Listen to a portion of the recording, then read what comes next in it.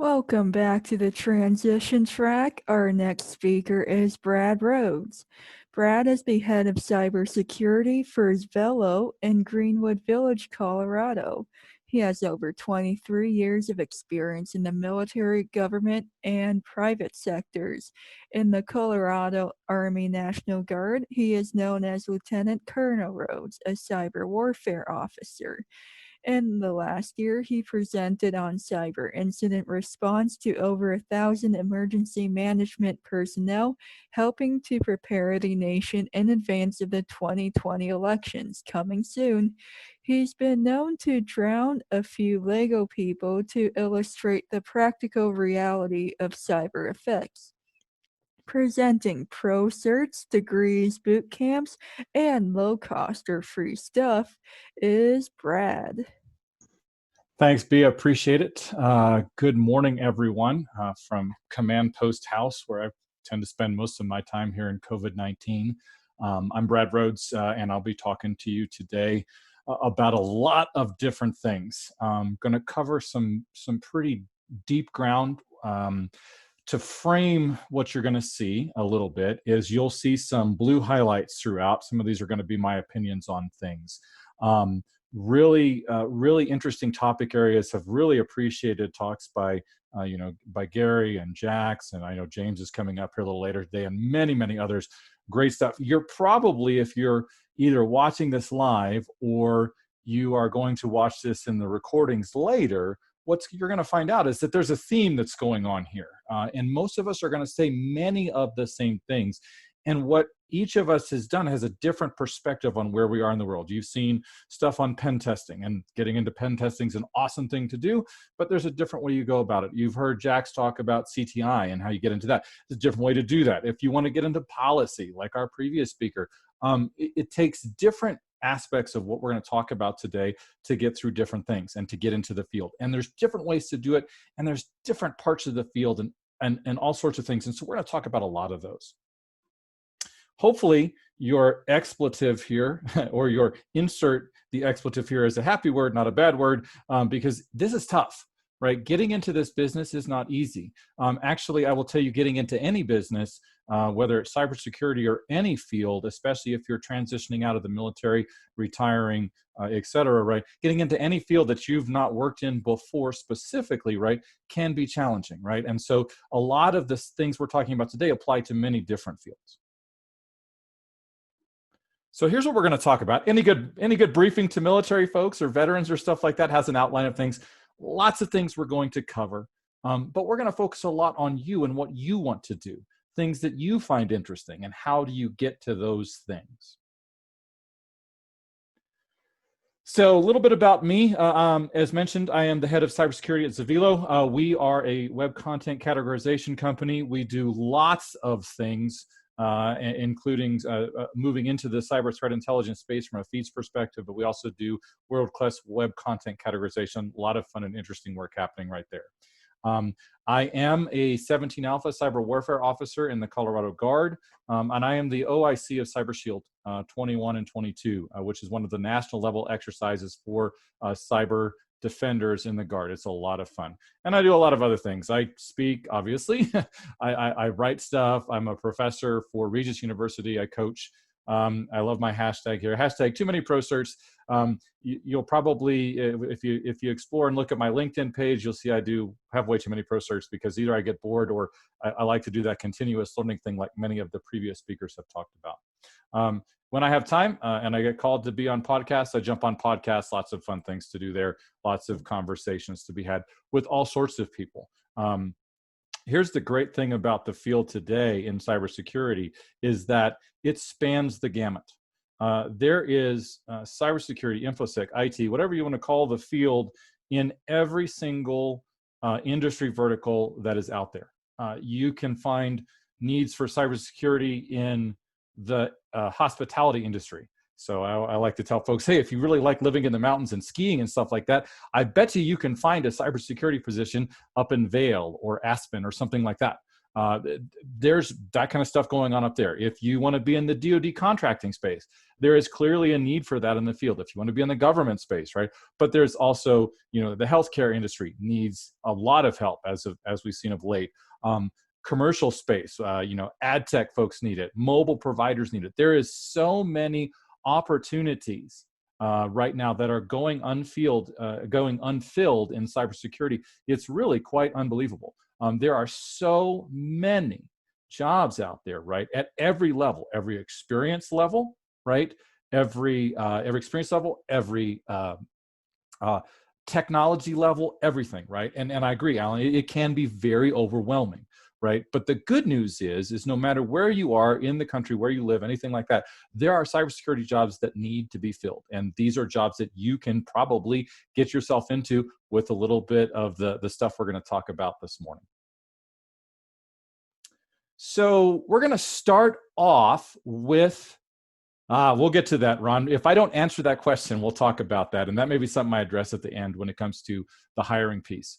But yeah, definitely there is, I'll pause right there and answer that right now, because I like these to be interactive, especially online conferences when it's really hard to get feedback from the audience, right? So yeah, Brad's humble opinion, there is a problem with the hiring process. I'll give you a practical example. I was working a class situation with my graduate students, and we were talking about specifically jobs. And one of the things that came up was a LinkedIn job that said they wanted, get this, no kidding, they wanted a CISSP with 3 to 5 years of experience in the field. And I'm like going, we don't make those like that. That's not how this works, right? And clearly people that are writing the job recs and stuff like that, right, don't know. They go out and look at other job recs, right? They're not talking to the cybersecurity people that are already in their organization, right, to get them the straight skinny on what needs to happen for a specific job, right? So we'll talk more about that as we go along. So let's start here. Important questions, right? Things you need to ask yourself. One, what are the skills you need to get into cybersecurity? Well, the good news is lots of stuff we do in the military directly applies to what we do in cybersecurity. But I will tell you at a top level, at a leadership level, which is where I'm coming from, folks in cybersecurity need planning skills. They need to know a little bit about networking. They need to know some scripting or programming. They need to know operating systems. They need to know databases. They need to know cloud. They need to do RF. They need to do big data. There are so many fields right now. You might say, oh my gosh, I need to know all of that. No, please don't think you need to know all of that, right? I like to look at cybersecurity as a generalist field that gets into specialties, right? And what happens is a lot of folks start at the general level and get some general knowledge, right? And then they begin to narrow it in. They start out, they get some general knowledge of networking, and they go, oh man, I really like that. But then they get into like a job, as was mentioned previously, and go, ooh, networking kind of sucks, right? That's hard stuff. I don't like that, right? And then they go, but I really like the security aspect of, say, firewall, stuff like that, right? These are great things to look at, right, and understand, right?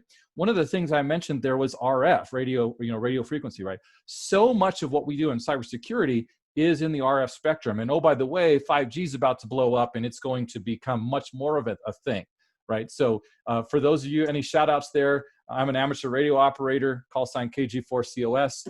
I'm an extra class license holder. You might find me on the airwaves in Colorado from time to time when I have time, right? But there are huge advantages if you like RF or something like that, or even if you get some of that information there, right?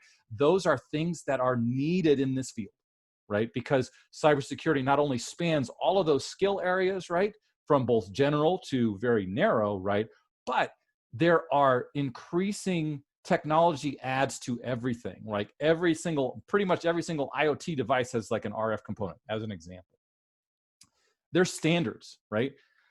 Jax mentioned you need to be a voracious, that's the right word, yeah, voracious learner. You need to want to learn in this field. You're not going to be successful unless you're a continual lifelong learner. And I'll talk about that at the end. But there's different standards you need to know about. You need to know about what NIST does, National Institute of Standards and Technology. You need to know what the International Standards Organization, the ISO, does. You need to know about the Center for Internet Security. Oh, by the way, they've got a great set of standards and a bunch of VMs you can download. It's very cool. IEEE, so the Institute of Electronics and Electrical Engineers. CMMC, the cyber maturity model, which is coming into, there's so many standards. And oh, by the way, right, depending if you're like a policy person or not, right, you need to have a little bit of information, right, about some of the laws and regs, right? If you're going to get a job, or you want to get a job doing cybersecurity and healthcare because you really want to help with that kind of stuff, I will tell you, right, you need to know like HIPAA, you need to know SOX, you need to know GBLA and all of those different things, right? Many things that you need to know in this area. So again, lots of stuff. And I have on the right-hand side of the slide here, the defense in depth model, right? Data application host network perimeter, because we can't have a cybersecurity talk without talking about, you know, something like that. Well, guess what? There's generalist jobs and specialty jobs in each of those areas. Pretty interesting stuff. Oops, went a little far. Models in cybersecurity, right? So you need to understand things like OSI reference model, TCP/IP, the TCP/IP stack, right? You need to understand the cyber kill chain, which is in the middle of the slide. You need to understand, I like that there's no, hand waves like a J, there's no perimeter. Very true, no perimeter, right? But you also need to know things like the MITRE attack model, and now there's the new MITRE defender model that's out there. Lots of different things that are happening in the thing. You need to understand the concept of blue space, gray space, red space, hence my cheeky reference to Star Wars up there, right? We know that we look across the entirety of the aisle, right? So there's the entirety of cybersecurity across all of these different spaces. That's where we tend to operate, okay? Ron, I'm gonna get to where noobs should start here in just a minute. So lots of things, you know, very important questions. These are things you say, what do I need to know? I need to know models. I need to know some basic skills. I need to know different standards, right? But really the most important question is, what do you want to do, right? Big challenges equals big opportunities, right? You need to, so hopefully at the end of this talk, you've had a pretty good survey of all the different things and potential ideas, right? And then kind of what Jax mentioned and Gary mentioned is you got to pick something, right? You got to pick something to start with, right? And the great thing in cybersecurity is that you don't necessarily have to, you know, stay in that niche area. If you say, man, I really want to do networking, that is the greatest thing since sliced bread. Awesome. We need people that do networking. Right? We need people that know networking inside and out, from IPv4 to IPv6 to all sorts of things, right? But the challenge is that you might get into networking and be there for 2 years and go, man, I really want to do more than just this networking thing, because sometimes these jobs get you pigeonholed into the great skills that you have. So you want to figure out where you want to start, right? And sometimes it's really hard, right? Sometimes it's really easy, right? And you want to start small and then start to grow those skills, right? And the great thing is there's lots of ways to do that. There's lots of free and next to free resources to do that. And there's lots of ways to get involved in your community and grow some of that experience. So I want to pause here. So my opinion, or here's my first opinion thing. You see the blue highlight, right? Diversity of thought is critical in cybersecurity, okay? And I know there's so many things going on in the world today when it comes to, you know, Black Lives Matter and so many different things, right? But I want you to think about diversity in this field, right? And Jax mentioned it as well. We need all comers in this field. That's what's great about cybersecurity, right? I have a link on this slide to an article at the Military Cyber Professionals Association about how the next cyber whiz kid might be an English major, right? That's really very true, because cybersecurity is a skills-based business, right? If you learn the skills, you could be, you know, have a degree in underwater basket weaving, right? And be the greatest cyber defender on the face of the planet, right? Because you took the time to learn, you took the time to potentially get certified, right? And you're continually growing your skills, right? That's what's unique. That's what's unique about cybersecurity. And great. And John, that's an awesome point, right? People that come into the cybersecurity field, right, with a different background than you, right, or me, right, bring a different perspective right? They bring that diversity of thought, and it's incredibly valuable because they're going to look at you're going to look at a problem set based on your life experiences and the way you see things, right? But then they're going to look at that problem set as completely different and go, they might give you the light bulb moment. In fact, you know, in where I've worked as a cyber protection team leader, where I work in my current job, right? The folks that I work with, right, always help me to get those, you know, those light bulb moments, right? Like for example, a vehicle mechanic, right, probably might be the greatest car hacker on the face of the planet because they understand how the car area network actually works and how the systems work in the car, right? But you might go, well, that guy's he's just a mechanic. No, right? Nobody is just a thing, right? No, absolutely not. Nobody is just a thing. Everybody brings amazing value to this field. I had a conversation one time with a young lieutenant, and she was just starting out in her career in the cyber protection brigade at Fort Gordon. And she got branched into cyber, and her major in college was psychology, right? But she also had some tech chops. And she said to me, she said, "Sir, I don't even know why I'm here." Right? So why would the Army put a psychology major into cybersecurity? And I said, "Stop right there, LT." I said, "You have an amazing perspective on the world, right? You have an amazing perspective on the world. You understand the human element, right? And when it comes down to it in cybersecurity, when you strip away all of the technology, every single bit of the technology, right? It's human versus human.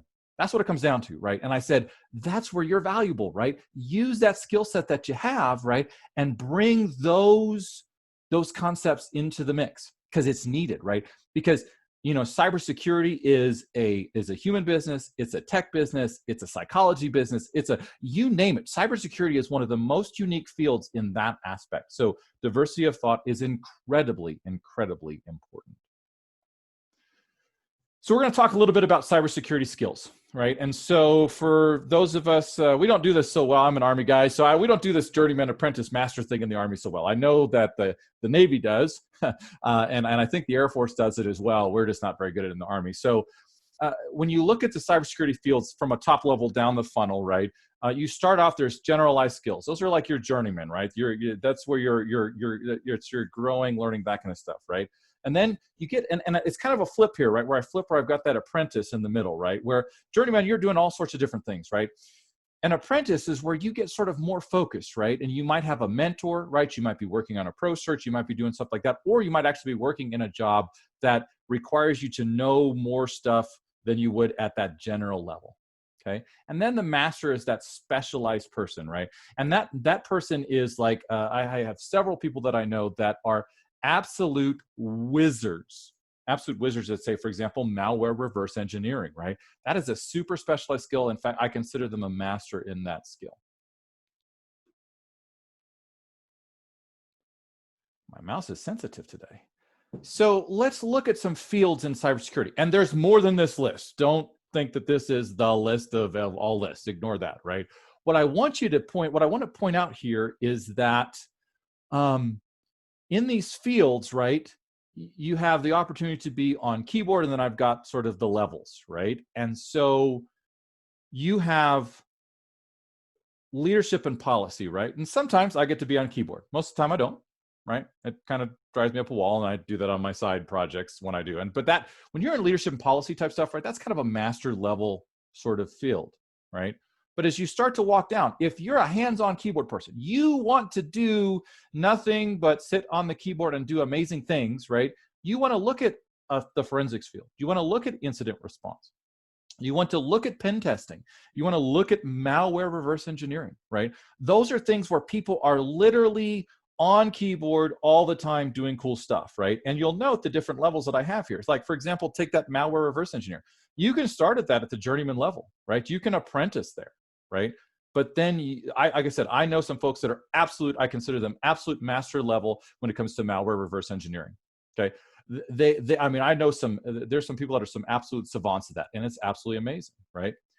But then when you get down to fields like, say, analysts, right? Think like working in a security operations center, right?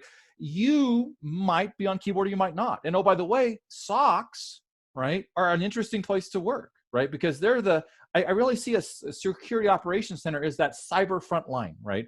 You've got your tier 1 analysts, those apprentice, right? You got your tier 2 journeyman, you got your master level 3, right? And so that all works up, and it's kind of almost like a chain of command in the military, right? But if that's something that you really, really like, and you want, and you don't mind working shifts and stuff like that, and you want to be in the thick of it every day, right? Every day, right?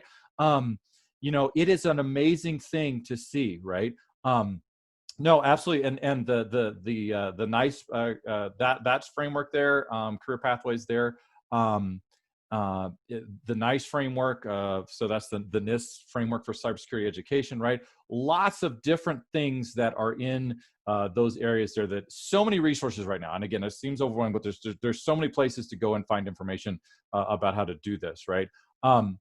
You know, yeah, shift positions, right? And I agree, John, when you think about this, and this is why I'm sort of talking about this here, right, is when you think about, you know, getting into the business, right, you know, and as Jax and others have mentioned, right, your first job might not be the job that you're going to stay in forever, right? But you have to cut your teeth somewhere. You got to start somewhere, right? And I'm telling you, right, if you get a couple of the baseline pro certs that have been talked about, and then I'll talk about as well, right, you can get a job in a SOC, right? You absolutely can. And you might find that you love working in the SOC as an analyst, right? Or you might go, yeah, I don't like the shift work thing, but eventually I'm going to, you know, grow out of that, right? And that's okay. Okay. You know, the importance here is that there are so many different fields that you can get into, right? And if you look at these and go, man, you know, like what the heck is auditing, right? Well, auditing is where you actually go through and run the checklists and check stuff, right? Now, you know, side note, auditing is not, you know, compliance and auditing are not security, but they enable it, right? And so in the cybersecurity fields, right, you have, you have, you know, you have the policy folks and the leadership folks, right? You got the hands-on keyboard doers, right? And then you got the folks that are enabling and doing the checklist and working through and making sure everything is working. And then last but not least, at the bottom of that is trainers and educators, right? I have been super lucky in my career and the stuff that I've been able to do, because I love to teach. It's one of my favorite things to do, right? I love it when like my students, whether they're my grad students or others, right, that I'm teaching. I coach a cyber patriot team too. I love it when those light bulb moments happen, right? I love it when they get the light bulb thing right there. So it's one of those things that is amazing to me when you can make that happen. Trainers and educators are incredibly important. If you have a gift for gab and a gift for teaching, you should look at that as something to do, right? Even if it's a side hustle, right? And oh, by the way, right, you know, a lot of times what happens is people that are trying to break into cybersecurity, right, they start doing this thing as a side hustle, right? They may or may not start full-time, right? And so those are opportunities as well, right? And oh, by the way, if you know, troll LinkedIn and look at jobs and stuff like that, there are so many opportunities out there that are remote or stuff like that, that maybe could be something that could be like a side hustle that you can do. It's pretty cool stuff. Okay.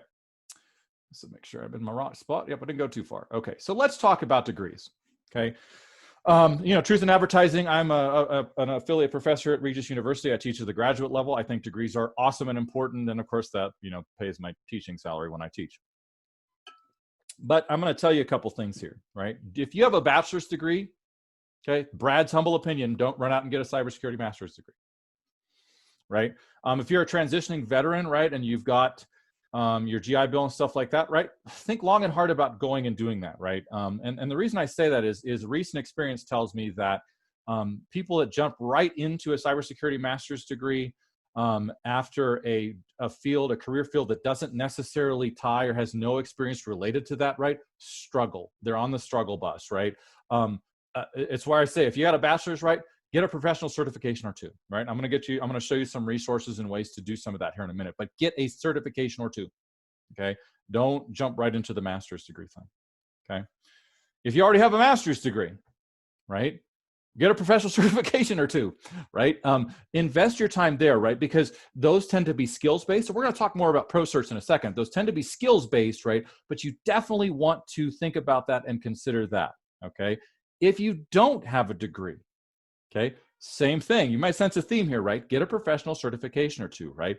And that helps you, especially if you're thinking about a degree. That professional certification might angle you to the degree that you want to get if you want to do a specific degree in cybersecurity, right? So as mentioned previously at a couple talks ago, right? It was yesterday actually. professional certifications are way less expensive, even if you pay for the class or do the stuff that you do, right? Way less expensive than a full-blown degree, right? And oh, by the way, right, many of those things, right, can be covered by your GI Bill, which is really, really great. Okay, so certifications, right? Start with that. That's my opinion. That's my recommendation, right? If you do decide to get a degree, okay, if you do decide to get a degree, okay, please take a look, and I got the link on here, and I'll touch on this. I'll throw the presentation up on my GitHub after this, so y'all can download it. When you do get a degree, right, look at the NSA Center of Academic Excellence and Cyber Operations programs list, right? They've got cyber operations, cyber defense, and cryptography, right? So look at those lists of stuff from NSA, right?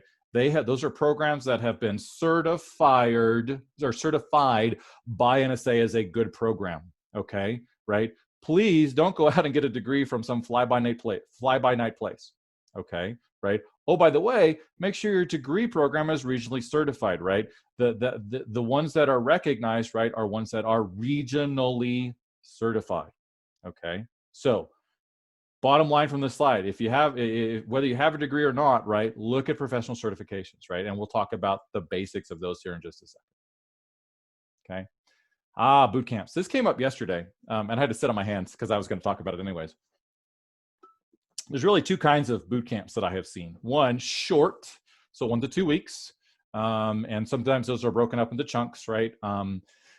I consider some of the basic SANS courses to be boot camp-like, right? But they're not going to do the things you might hear, okay?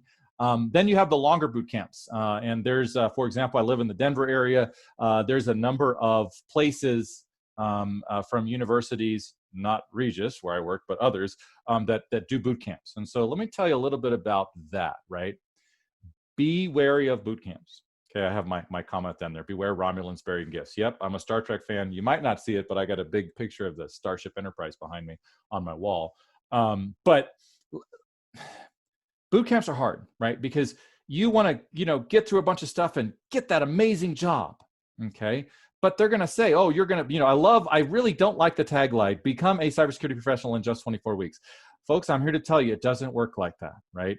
It's taken me a long time to get where I'm at, right? It takes, stepping stones and working through, positions that may or may not be your first love, right?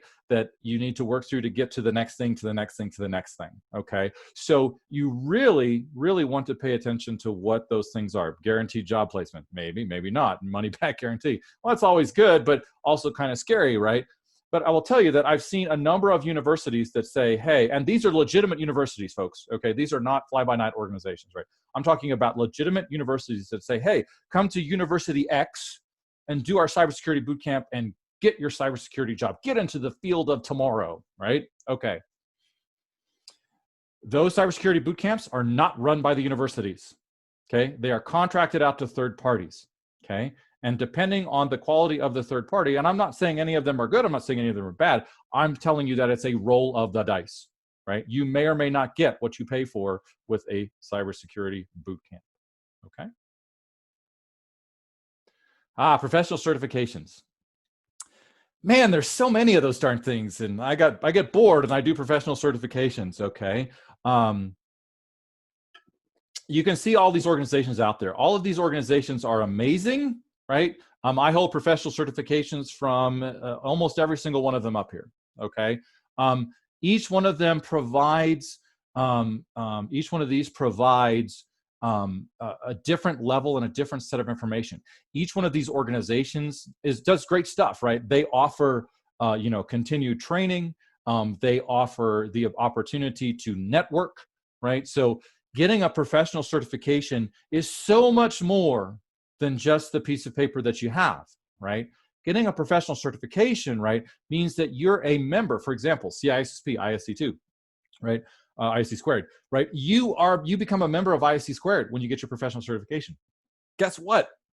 Each one of these organizations, right, when you join them, right, has job boards. Each one of these organizations can provide you the opportunity to network, right? Most of them, because of COVID-19, have transitioned to online online meetings and stuff like that, but they're still doing meetings, right? So every single one of these organizations, right, has some amazing opportunities to do networking and find jobs and build that network, right? So professional certifications is way more than just this list of organizations that provides them, okay? Okay, so let's talk about Pro Certs, right? I kind of break Pro Certs into 4 areas: management focused, strictly knowledge based, hands-on, and hybrids, okay? And I have a little legend up there in the left-hand corner, advanced, beginner, immediate. You can see where those are, again, totally my opinion on what these are, okay? But let me tell you that if you get a management focused degree, right? Again, that's the way it is, right? It's more management focused, that sort of top level. That's like CISSP, PMP, CCISO, stuff like that, right? Knowledge-based certifications. And I'm going to talk specifically, so if you're going, oh my gosh, what are you going to say about certs, right? We're going to talk about that. I have sort of a summary of what I think this is here in a minute, right? But knowledge-based certifications are good, right? Because they show you, or they show that you know some stuff, okay? I'm going to talk about, I want to talk real specifically quick about the Google IT cert, okay? Google, right, has partnered with Coursera, which is another one of the micro learning platforms, similar to like Udemy, like Jax mentioned. The Google IT Cert series, right, that you can go through and do, right, for I think, I can't remember what the cost is for Coursera a month. It's totally escaped me right now, but it's pretty cheap.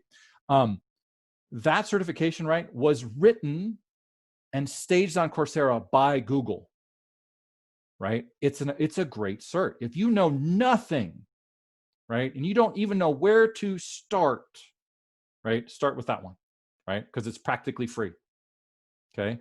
And it's a great experience. My oldest son's actually been working through that one, right, because he wants to get into the field. So it is a great place to start, right? But any of the knowledge-based certs, right, are good places to start, right? Hands-on, right? I put a lot of credence into the hands-on certifications, okay? As a leader, as a manager, right? If somebody walks in the door and they have, you know, an OSCP or CEH master, right, or CCNA, right?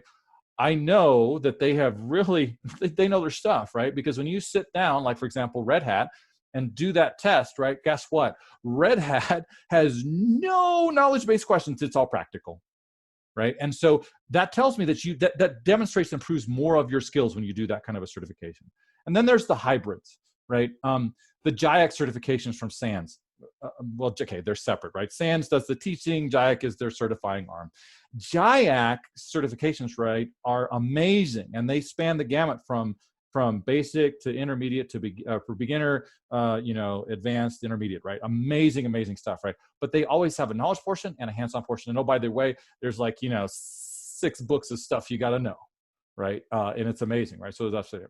Pro tip for you though is be on the lookout for beta exams. Okay, CompTIA actually does this quite regularly as a certifying body. They put out new betas about once every 6 months. They just did Cloud Plus. I jumped on that, took that one. Beta exams are cool because they cost only they cost between 50 and $100, right? So that's if you're talking about like a high-end exam, right? It's a really cheap way to try your hand at some of this stuff. Okay, beta exams are cool because if you do pass, you get the certification at the end. If you don't pass, no harm, no foul, right? But at least you know, and you'll know what to study and that kind of stuff because you can use the old books. It's amazing, right? But take advantage of those kinds of things. Okay, professional certifications, right? Here again, more of my opinion. One, they demonstrate you can learn. Okay, and that's valuable, right? And retain information, right? That tells me something about you if you hold a pro cert, right? They don't ever guarantee a job, but they might get you in the door, right? If you have the pro cert that matches the job rec, that might get you in the door as an interview, which is a good thing, right? But they are most certainly not equivalent to experience, okay? Hands-on experience, being able to write a script, being able to program and Go, being able to, you know, change a firewall rule, right? Those are things that you don't get anywhere else but experience. And we'll talk about that in a minute, okay? Another thing with pro certs, okay?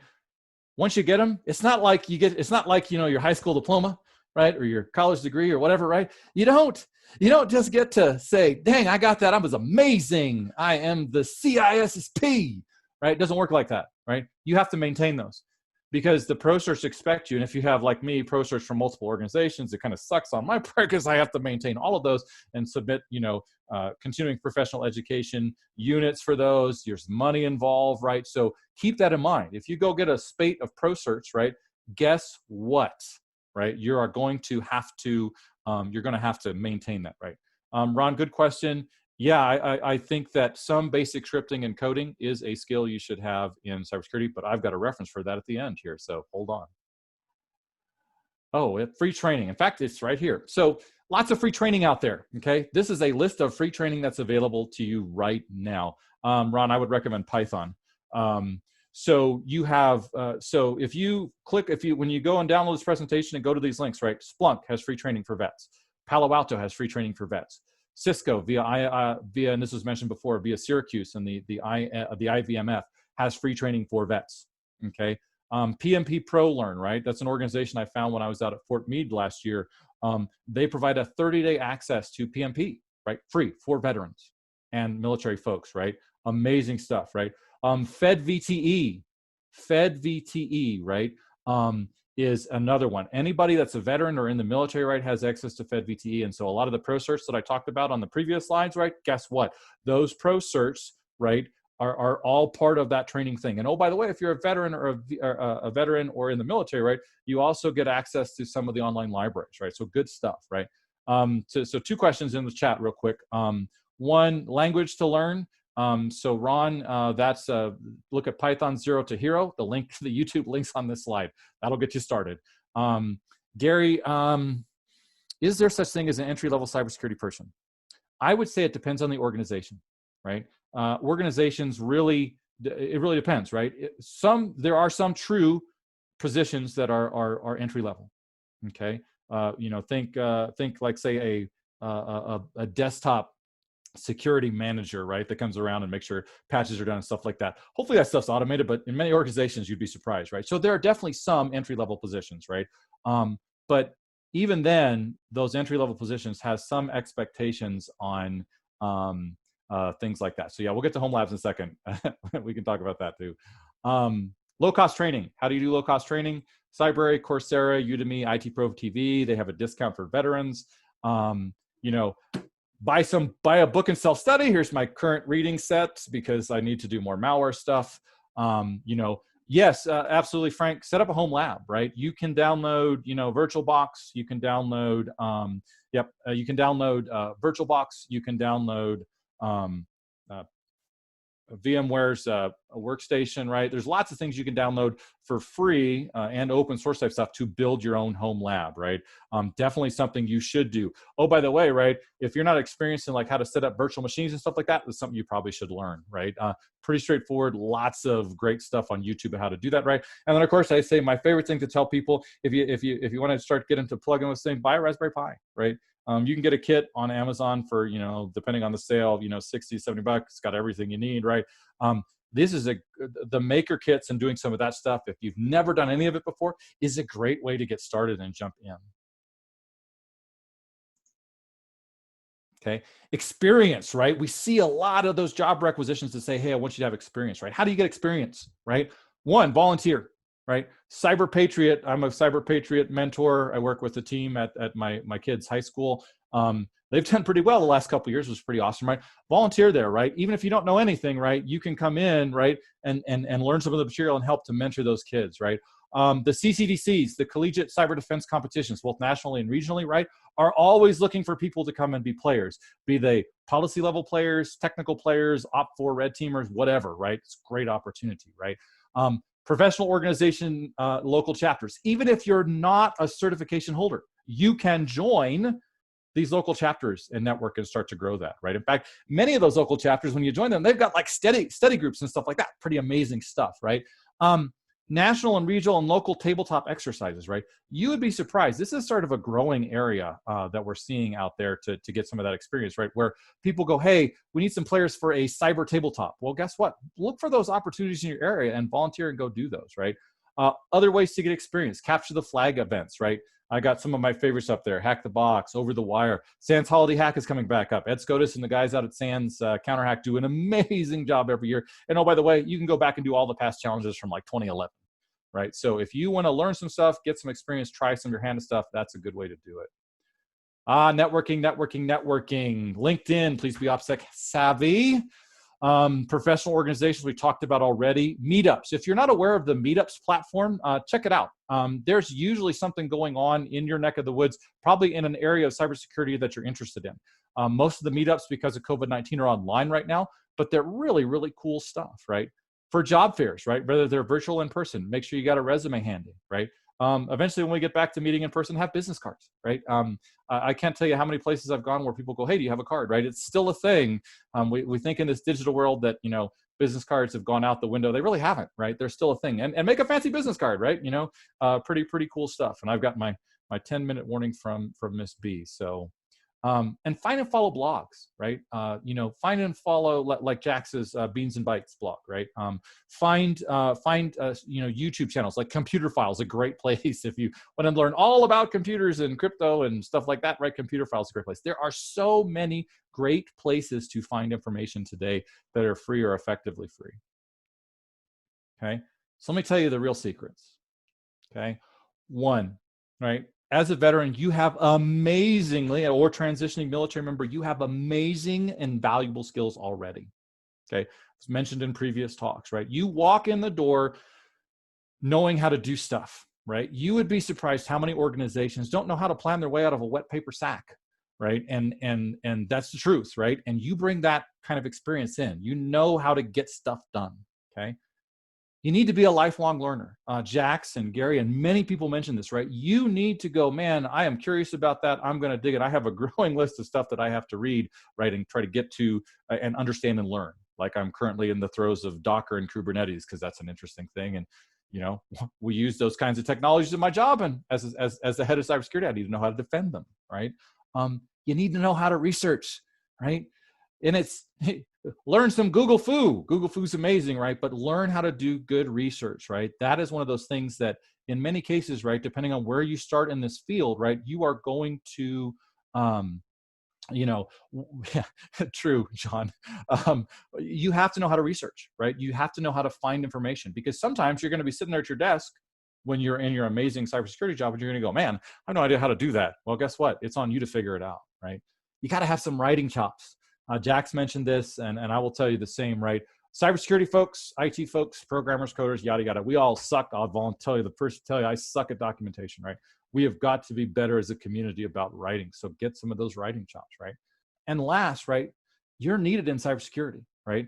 I'm a huge proponent, and many organizations that I work with and talk to on a daily basis, right, are huge proponents of getting folks into cybersecurity out of the military, transitioning military, because they know the value that you bring, right? Absolutely know the value you bring, right? So you're needed, right? And so hopefully, and in my position, hopefully I can, happy to network with you and help you to close some of those gaps with that stuff, right?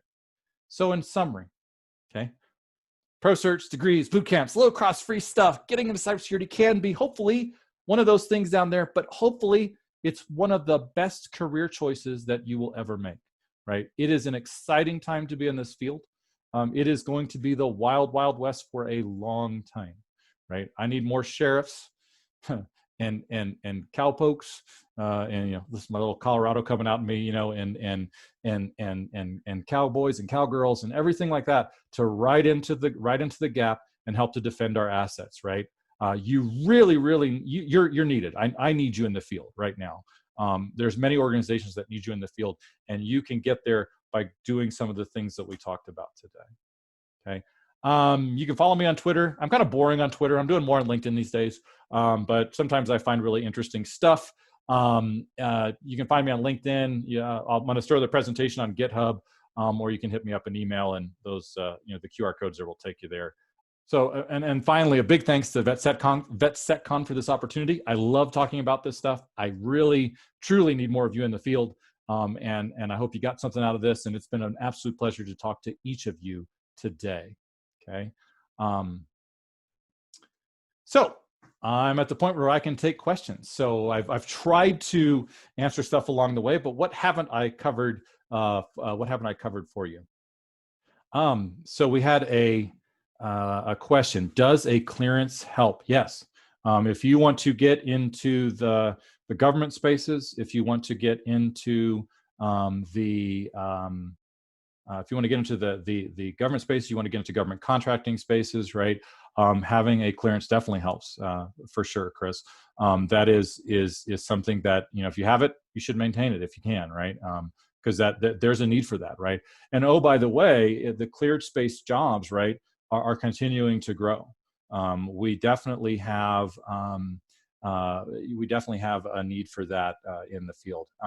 So transition from government to the financial world as a cyber threat analyst. How would you do that?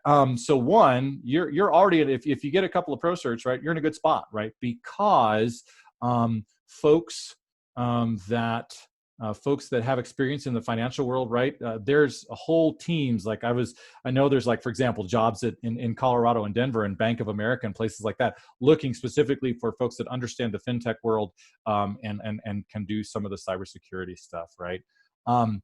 Question: how realistic is it to get a job with no experience? You know, it's probably a 50-50 proposition, Christina.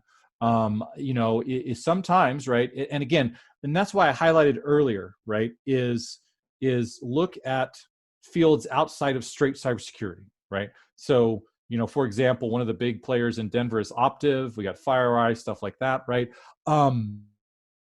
Definitely, if you want to get there someday, right, you're probably not going to start there, right? Because those organizations don't necessarily have the basic and internal jobs, right? You know, I want you to know that you can start elsewhere and then progress into that, right? Let's see here. So let me see here. So struggle, how long is the struggle of filling this position? It really depends on the industry, Christina, for that one, right? OSINT skills, yes, you should, absolutely, right? If folks are kind enough to put stuff onto LinkedIn, right? You know, I won't say use that against them, right? But definitely understand their backgrounds, right? Definitely do some of that before you walk into any interview, right? You want to know about the company that you want to work for. Should folks leave active duty and consider cyber roles in the Guard? Yes, absolutely, right? There's the Guard and Reserve are growing in the area there in terms of what they need, right? There are definitely, you know, the traditional M-Day jobs. That's what I am. I'm a traditional drilling soldier, right? Is it hard to balance that? Yeah, it can be. As in my role as the Cyber Shield OIC, I spend, you know, a fair amount of time. But again, at my level, I expect that, right? You know, I work hard to balance things. I suck at it sometimes, as my wife would tell you.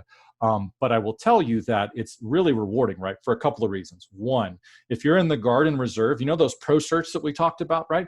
Guess what the Guard and Reserve will pay for? They'll pay for those Pro Certs, right? They'll pay for training, right? And you can parlay and use that training directly to help with, you know, getting the next set of jobs, right? Or the next thing, right? So don't ever discount that, right? It is one of those things for stuff like that, right? So you definitely want to do those kinds of things. Additionally, when you look at the job market today, right, you know, I will tell you this, right? Regardless of whether you, right, get a couple Pro Certs under your belt, get some training under your belt, like say that Google IT certification, right? And please apply to jobs.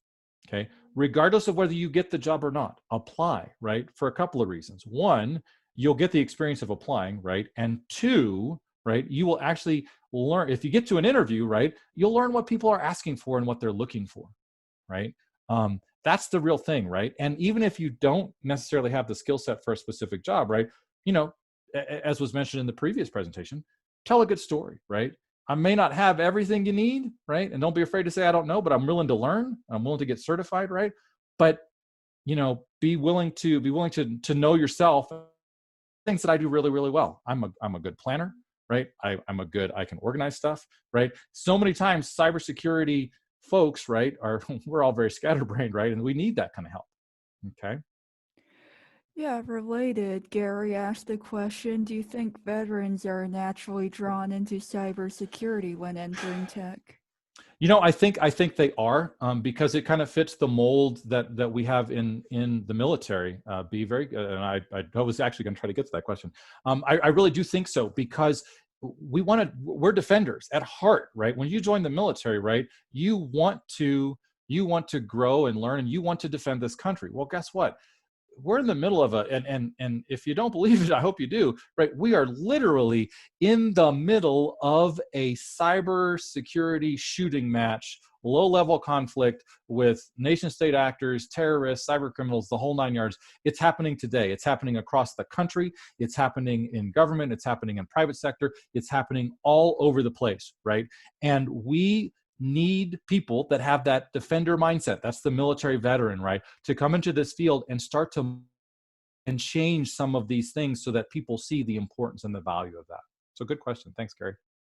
That concludes the time for questions. Thank you for a great talk, Brad. Certainly, there's an abundance of resources to get started in cybersecurity. Thank you very much, B. Thanks, VetSecCon, and thanks everybody for the discussion and the great questions. And hit me up on LinkedIn, and yeah, like I said, I'll post a presentation here on GitHub, and you're welcome to pull it down. And if you ever want to just chit chat or whatever, just ping me. I'm always happy to chat on LinkedIn or whatever the case may be, and provide a little mentoring as well. So hope everybody has a great day.